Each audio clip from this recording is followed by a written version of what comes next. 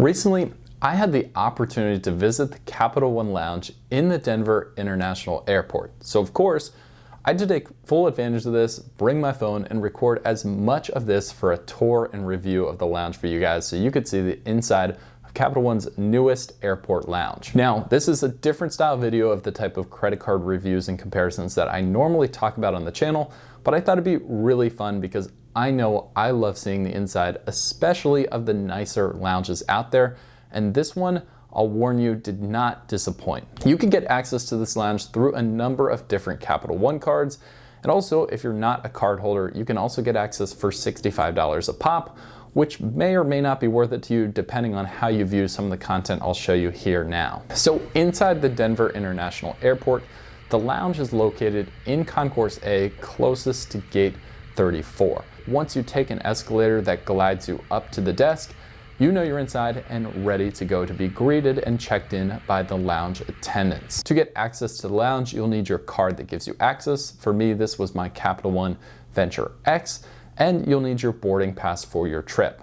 They'll scan both of them and then give you a brief overview of the lounge, most critically explaining that everything you see inside is complimentary with your access. Pro tip for check-in: if you're interested in taking advantage of the relaxation rooms, which I was, and I'll show you later in this video, make sure to ask about those and book them when you check in at the front desk. Sometimes the waiting list for these can get quite extensive, so the best time is to put your phone number down at the beginning and let them send you a text when your room is cleaned and ready for you to enter. Now, once I was checked in, I was super excited to see what this locally inspired food menu was all about. Capital One didn't let me down with their locally inspired menu because the first thing I saw was a Colorado ground bison sloppy joe, which I will say was really good. In addition to a few of the sloppy joes, I also grabbed some lemon garlic broccolini, a Caesar salad, and a bacon and chives mac and cheese bowl, which I went back for a second time. I decided to try the Juan Denver, which is another locally inspired drink made with mountain sage infused Blanco tequila. If you're not in the mood for a drink at the bar, over by the food station, there is a craft soda fountain that you can try a number of different drinks that look very unique. If you're in the need of energy, they also have a fancy espresso machine at the front for you to grab a wide range of different coffee related items. So dinner behind me, it was actually perfect timing because I got my text message from the front desk letting me know that my relaxation room was empty. I figured this was a great chance to do a loop around the entire lounge, which is shaped like a big racetrack.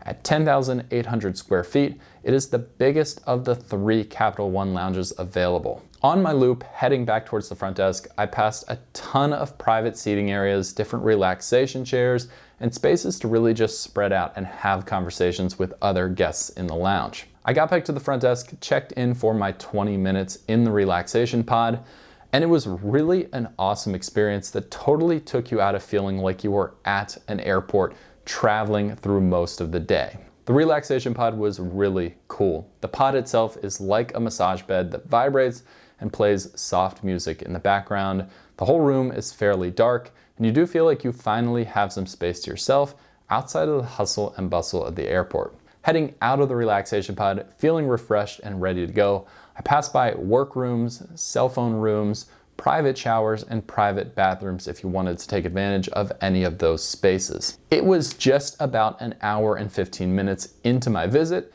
and it was time for me to get ready to catch the second leg of my flight. So I headed back up to the front desk to prepare to leave.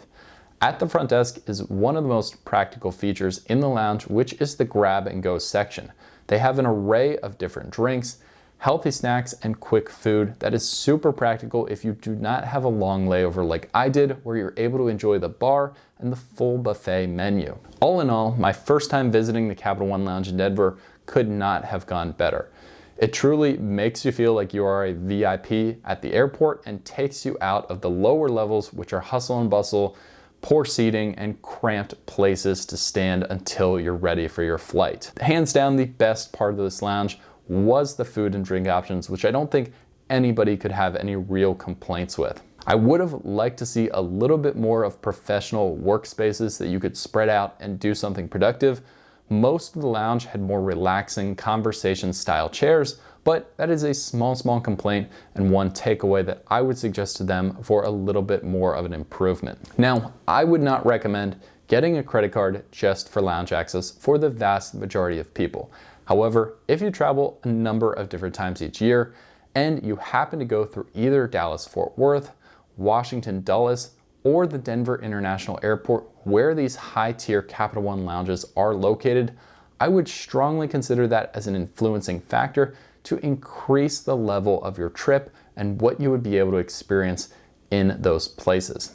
Thank you so much for watching. I hope you enjoyed this, and we'll see you in the next video.